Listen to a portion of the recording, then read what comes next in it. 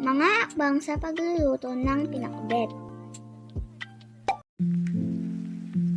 Karne ng baboy, sitaw, kamatis at sibuyas, bawang at luya, talong at okra at kalabasa.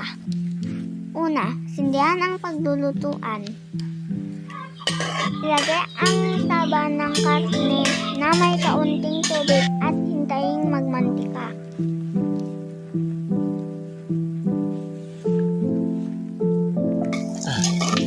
Pagkatapos ay ilagay ang luya at haluin.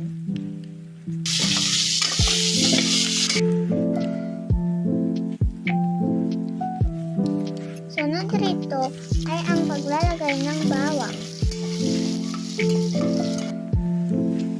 Ilagay naman ang sibuyas. Haluin ito ng mabuti.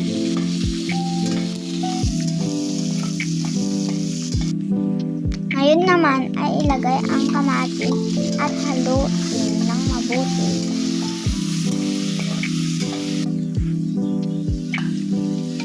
Ilagay ang karne at igisa.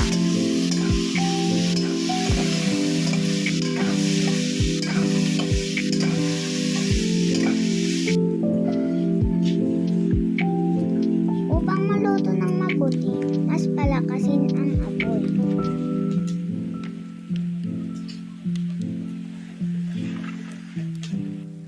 Maglagay tayo ng magic sarap, pampalasan ng ating lulutuin.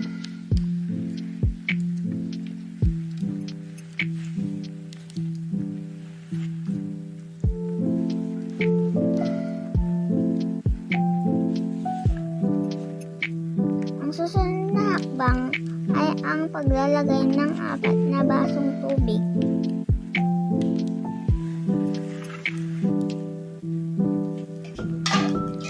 Haluin ang sinuluto at takpan. Maglagay ng 2 sukat ng bagoong.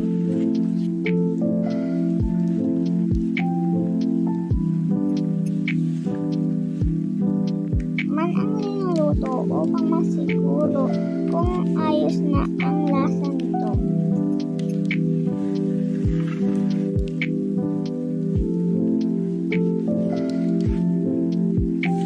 Ngayon, ilagay na ang gulay na sitaw.